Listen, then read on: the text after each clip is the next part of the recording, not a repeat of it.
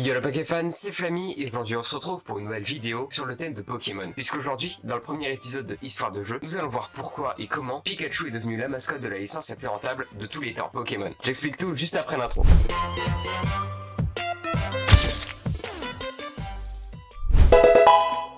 Bon, on va faire court. Vous n'avez rien compris ? Bon bah on reprend, on est en 1999, après la sortie de Pokémon Rouge et Bleu. Le succès est au rendez-vous, et Game Freak, pour gagner beaucoup d'argent sur ce succès, décide de faire des produits dérivés dont des peluches et un animé. Mais pour ça, il leur faut une mascotte, et nous allons voir comment Pikachu a réussi à devenir l'icône indissociable de Pokémon. Évidemment, Pikachu n'était pas le seul Pokémon qui pouvait accéder au titre de mascotte de la licence. Il avait plusieurs adversaires que nous allons voir dans le premier chapitre. Premièrement, Melofée, un Pokémon déjà populaire à l'époque, puisqu'on l'avait trouvé dans l'histoire de la première adaptation manga de la série Pokémon, Pocket Monster, dans lequel il est le compagnon d'aventure du personnage principal du manga, Red. Oui, je sais que le prénom Red n'est pas seulement un prénom de merde basé sur une couleur, mais... Attends. Mauvais texte. Oui, je sais que Red est déjà le personnage principal des premiers jeux et de l'adaptation animée Pokémon Origins, et que ce prénom ne vient initialement pas du manga. Évidemment, je suis cultivé avec un Q. Non, on passe ces blagues. Bref, Melofée accompagnait donc le personnage principal du premier manga sur Pokémon. Il avait donc déjà un petit tremblant vers le titre de mascotte. Evoli fut aussi envisagé. C'était un Pokémon mignon, voire très mignon selon moi, mais là n'est pas le sujet, même si il est mignon. Tu peux continuer la vidéo s'il te plaît? En plus de ses couleurs bien accordées, il possède une magnifique fourrure sous la tête. La vidéo! Oui, pardon. Donc Evoli était aussi envisagé, et ses aptitudes de multi-évolution lui offraient déjà une certaine originalité qui devait le rendre célèbre à l'époque. Pourquoi tu dis à l'époque?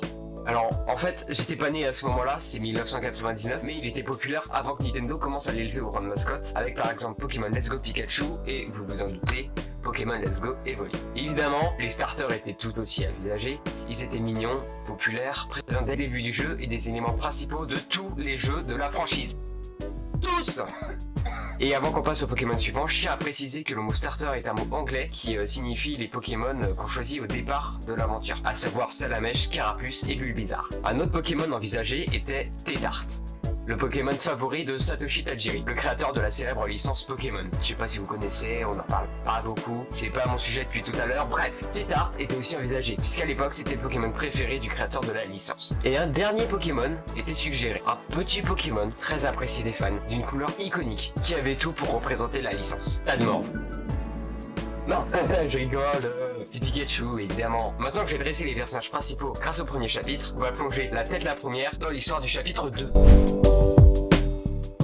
Comme dans tout bon shonen, il fallait un tournoi, lequel permettrait de trouver au fur et à mesure des épreuves qui était le grand gagnant. La sélection s'est donc effectuée en 3 critères. Le premier, le Pokémon devait être petit et mignon. Donc, ciao bye bye Tadmorph, qui n'était même pas dans le tournoi en fait, c'était une blague. Donc avec le premier critère, 6 choix, ça s'offrait à nous. Bulbizarre, Carapuce, Salamèche, les 3 starters, les Pokémon de départ, ainsi qu'Evoli, Melofée et Pikachu. Le premier critère avait directement éliminé le Pokémon préféré de Satoshi Tajiri, à savoir Tétart, puisque il a une beauté subjective qui ne plaît pas à tout le monde. Une fois cela fait, pour enfin trouver la pierre précieuse, ceci est un indice sur le deuxième critère. Il fallait encore éliminer 5 des 6 Pokémon restants proposés. Le deuxième critère s'abattit comme ça.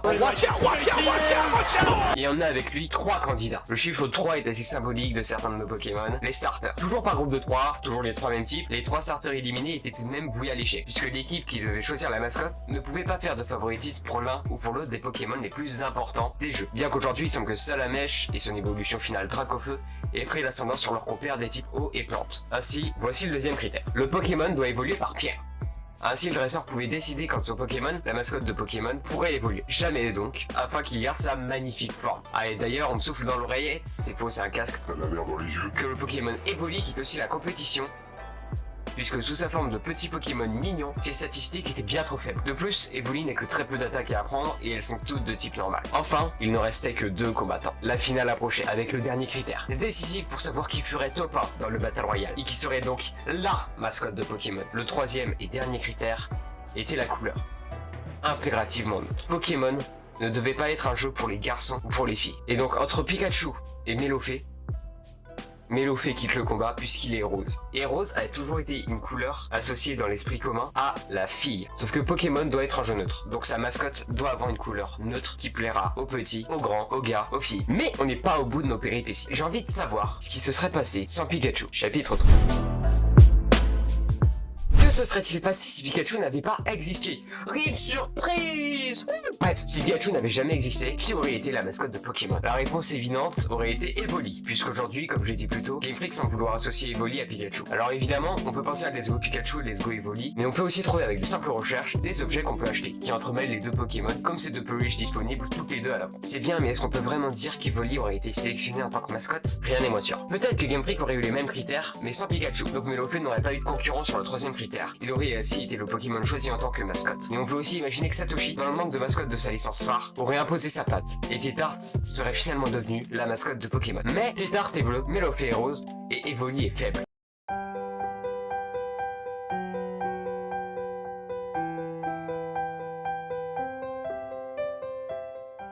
Il nous reste donc les starters.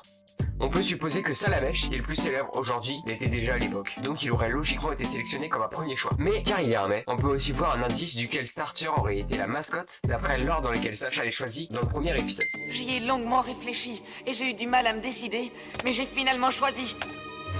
Carapuce! Oh, Il a déjà été choisi par quelqu'un qui est arrivé à l'heure. je vois, j'aurais pas dû me coucher si tard. Tant pis, puisqu'il n'y a plus Carapuce, je choisis... Bulbizarre!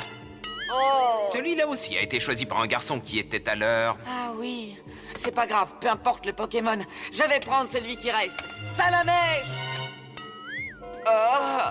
Comme on dit, premier arrivé, premier servi. Et malheureusement, tu es le dernier. Ainsi on trouve Carapuce, puis Bulbizarre, puis Salamèche. Donc ouais, est-ce que Salamèche aurait été choisi comme Evoli? Rien n'est moins sûr. Mais du coup, on a éliminé les 6 combattants. Il reste qui? Eh bien, Goupix et Caninos sont tous deux des petits Pokémon mignons qui évoluent par pierre et qui plaisaient aux fans, avec des statistiques suffisantes et une couleur principale qui n'est pas associée à l'un ou l'autre des genres. Pour info d'ailleurs, s'ils n'ont pas été sélectionnés au départ, c'est tout simplement parce que le type feu avait beaucoup trop de représentants plutôt célèbres. Dans tous les cas, il aurait fallu faire des concessions. On ignore la faiblesse et le manque d'attaque variée, on choisit Evoli. On ignore le favoritisme, on choisit l'un des 3 starters, on ignore l'omniprésence des représentants type feu, et Caninos ou Goupix deviennent les piliers de la licence. Ou bien tant pis pour la couleur, et on choisit le bleu de Tétart ou le rose de Melofeu. Bien, il est l'heure du dénouement final dans le dernier chapitre, le chapitre 4.